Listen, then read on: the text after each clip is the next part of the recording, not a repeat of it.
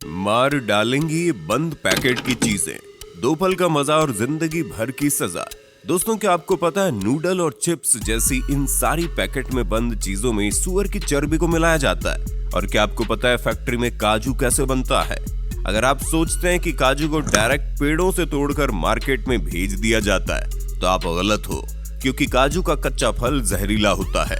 और क्या आपको पता है सप्लीमेंट बनाने के लिए जानवरों की हड्डियों का इस्तेमाल किया जाता है? अगर नहीं पता तो टेंशन नहीं लेने का, क्योंकि आज के वीडियो में हम आपको दिखाएंगे डेली लाइफ में इस्तेमाल होने वाली चीजें फैक्ट्री में आखिर कैसे बनती हैं। तो दोस्तों, फैक्ट्री का सफर स्टार्ट करने से पहले वीडियो को एक छोटा सा लाइक करके चैनल को सब्सक्राइब कर लो, क्योंकि ये वीडियो हमने बड़ी मेहनत से बनाई है। तो चलिए शुरू करते हैं। अपनी कुर्सी की पेटी बांध लीजिए, मौसम बिगड़ने वाला है। किशमिश मेकिंग प्रोसेस। दोस्तों, किशमिश कितना फायदेमंद होता है ये तो आपको पता ही होगा, लेकिन क्या आपको पता है जो अंगूर हम बाजार से लाते हैं उनसे किशमिश नहीं बनते। अगर आप उन अंगूर से किशमिश बनाने की कोशिश करोगे तो अंगूर ऐसे ही खराब हो जाएंगे। दोस्तों, भारत में अर्कावती और सुल्ताना इन्हीं दो अंगूर की किस्मों से किशमिश बनाई जाती है। तो दोस्तों, किशमिश बनाने के लिए सबसे पहले इन अंगूरों की खेती की जाती है, और जब ये सारे अंगूर पक जाते हैं तब बारी आती है इनकी हार्वेस्टिंग की, जिसके लिए वर्कर सभी अंगूरों के गुच्छों को तोड़ तोड़ कर कैरेट में भरते जाते हैं, जिसके बाद इन्हें गाड़ी पर लोड करके प्रोसेसिंग एरिया में लाया जाता है। और फिर इन अंगूरों से भरे कैरेट को बारी बारी से इथाइल ओलिएट और पोटेशियम कार्बोनेट के मिक्सचर में डुबोकर 3 से 5 मिनट तक छोड़ दिया जाता है। ऐसा करने से अंगूरों के सारे बैक्टीरिया और फंगस नष्ट हो जाते हैं, और इन केमिकल की वजह से अंगूरों की सूखने की प्रोसेस भी काफी तेज हो जाती है और ये सड़ते भी नहीं है। फिर इन अंगूरों को केमिकल में भिगाने के बाद इन्हें सुखाने के लिए एक जालियों का सेट बनाया जाता है, और इन जालियों पर अंगूरों को अच्छी तरह फैला दिया जाता है। अंगूरों पर डायरेक्ट धूप लगने से खराब हो जाते हैं, इसलिए इन जालियों के रूम को छायादार बनाया जाता है। और फिर इन अंगूरों को 10 दिन सुखाने के बाद ये सल्फर प्रोसेस के लिए रेडी हो जाते हैं, जिसके लिए इस जालीदार रूम को पूरी तरह से पैक कर दिया जाता है ताकि सल्फर का धुआं बाहर ना जा सके। उसके बाद रूम में थोड़ी थोड़ी दूरी पर गड्ढा करके उसमें भूसे को डालकर उस पर सल्फर पाउडर डाल दिया जाता है, और फिर सल्फर को जलाने के लिए उस पर जलता हुआ कोयला डाल देते हैं। ऐसा करने से रात भर सल्फर का धुआं अंगूरों पर लगता रहता है, जिसकी वजह से अंगूर तेजी से सिकुड़ने लगते हैं। और इसके बाद अगले दिन इस रूम को खोल दिया जाता है, और फिर अंगूरों को 4 से 5 दिन सूखने के लिए छोड़ दिया जाता है। और जब सभी अंगूर सूख कर पूरी तरह से किशमिश बन जाते हैं तो इन किशमिश को निकाल कर कैरेट में भर लिया जाता है। इसके बाद इनकी सफाई करने के लिए इन्हें प्रोसेसिंग फैक्ट्री में लाया जाता है। फैक्ट्री में लाने के बाद सबसे पहले किशमिश को क्लीनिंग मशीन में डाला जाता है, जहां ये किशमिश कन्वेयर बेल्ट की मदद से जब वाइब्रेटिंग मशीन तक पहुंचते हैं तो ये मशीन अपने आप वाइब्रेटिंग सिस्टम की मदद से किशमिश में मौजूद डंडियों और कचरों को अलग कर देती है। और फिर इन अलग हुए किशमिश को वाटर प्रोसेसिंग से गुजारा जाता है ताकि किशमिश पर लगे केमिकल और धूल वगैरह अच्छी तरह से साफ हो जाए। और क्लीनिंग पूरी तरह से कंप्लीट होने के बाद इन गीले गीले किशमिश को ड्रायर मशीन में सुखाया जाता है, और फिर किशमिश सूख जाने के बाद फाइनली इनकी पैकिंग करके इन्हें मार्केट में भेज दिया जाता है। Wine making process.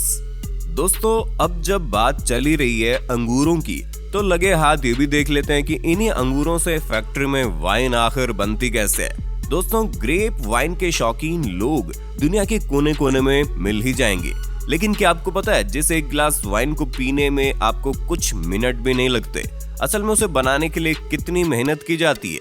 दरअसल नई अंगूर की खेती के लिए अंगूर की सूखी बेलों का इस्तेमाल किया जाता है, जिसके लिए यहाँ बेस्ट क्वालिटी के अंगूर के पौधों को तैयार किया जाता है। सबसे पहले खेतों से सूखी बेलें इकट्ठी कर ली जाती हैं, उसके बाद उन्हें फैक्ट्री में लाया जाता है और एक ऐसी मशीन में डाला जाता है जिसमें बेल की टहनी के ऊपर से बेकार का झाड़ हटाकर उसे साफ सुथरा करके लंबी लंबी टहनियां बना ली जाती है। अब इन्हें इकट्ठा करके कारीगरों के पास भेज दिया जाता है। कारीगर इन टहनियों को एक सी लंबाई में काट कर इनके गट्ठर बना देते हैं। उसके बाद बारी आती है इनकी सफाई करने की, और इन पर से धूल मिट्टी और बैक्टीरिया को साफ करने के लिए इन्हें एक ऐसे लिक्विड में डाला जाता है जो इन्हें साफ करने के साथ साथ जर्म्स फ्री भी बना देता है। अब काम शुरू होता है कलम बनाने का, यानी कि ग्राफ्टिंग का, जिसके लिए जो सबसे अच्छी क्वालिटी की टहनियां होती हैं उन्हें गांठ वाले हिस्से की तरफ से छोटे छोटे टुकड़ों में काट कर उन्हें उसी घोल में डालकर उनकी भी सफाई कर ली जाती है।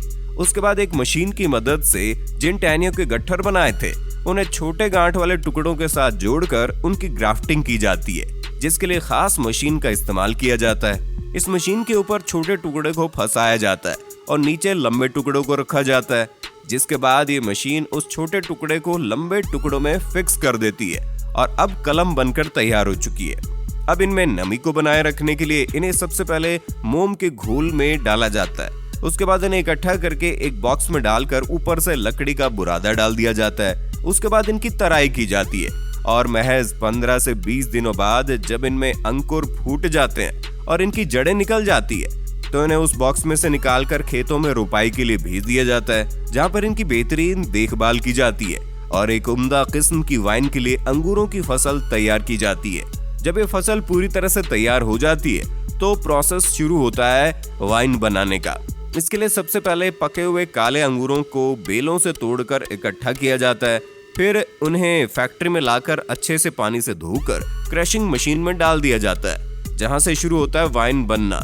क्रशिंग मशीन में जो मिश्रण तैयार होता है उसमें अंगूर के छिलके और रस दोनों ही मिला हुआ होता है। अब जरूरत है इसमें यीस्ट और न्यूट्रिएंट्स मिलाने की। यीस्ट और न्यूट्रिएंट्स मिलाकर इसे 2-3 दिन के लिए फर्मेंटेशन के लिए छोड़ दिया जाता है। अब इस प्रोसेस के बाद बारी आती है वाइन में अल्कोहल मिलाने की। नॉर्मली वाइन में 15 से 20% अल्कोहल फर्मेंटेशन किया जाता है। उसके बाद बचे हुए अंगूरों को एक प्रेशर मशीन में डालकर 2 टन प्रेशर के साथ प्रेस किया जाता है।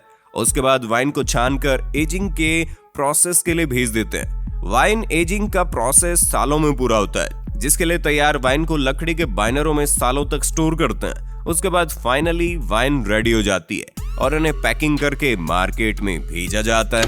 काजू मेकिंग प्रोसेस। दोस्तों, बच्चे हो या बड़े हो, काजू तो हर किसी को पसंद होता है, लेकिन क्या आपको पता है काजू कैसे बनता है? और अगर आपको ऐसा लगता है कि काजू को पेड़ों से तोड़कर डायरेक्ट मार्केट में भेज दिया जाता है तो आप गलत हो, क्योंकि काजू का कच्चा फल जहरीला होता है, इसलिए इसे प्रोसेस किए बगैर मार्केट में बेचा नहीं जा सकता। दोस्तों, काजू के फलों को कैशू एप्पल कहते हैं, जिसके निचले हिस्से में काजू का बीज होता है और इसी बीज के अंदर काजू होता है और इसके ऊपर वाले हिस्से से शराब बनाई जाती है। तो दोस्तों, इसे प्रोसेस करने के लिए काजू के फलों को पेड़ों से तोड़कर फैक्ट्री में लाया जाता है।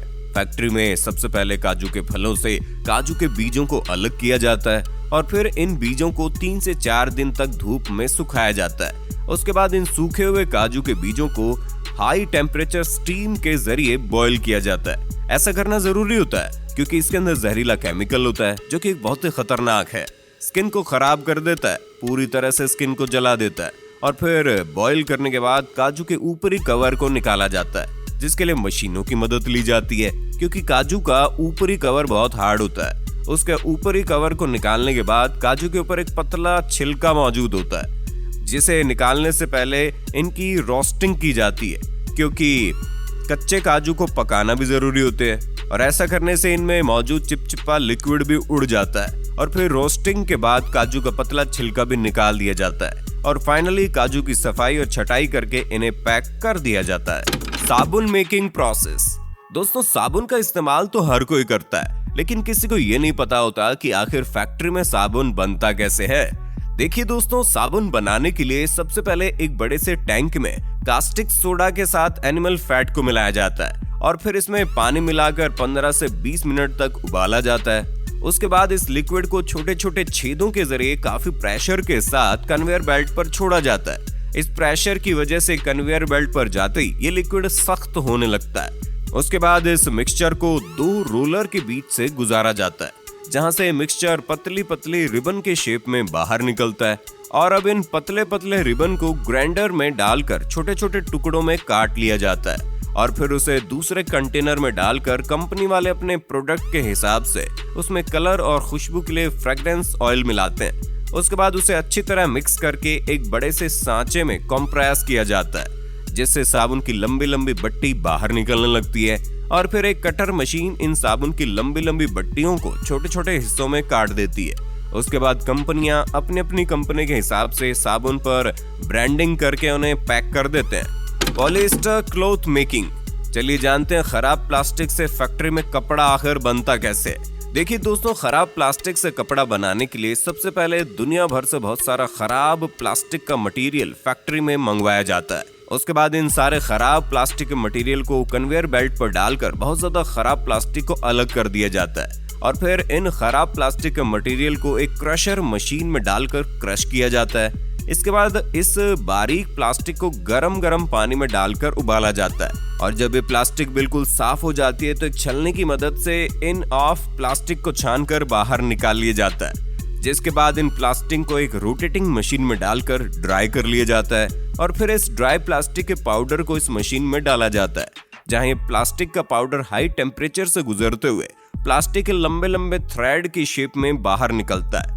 इसके बाद इसे हीट करके फाइबर बना लिया जाता है। ये फाइबर रुई के शेप में होता है, जिसके बाद इसे रुई से धागा बनाया जाता है और धागे से कपड़े कैसे बनते हैं ये तो आपको पता ही होगा।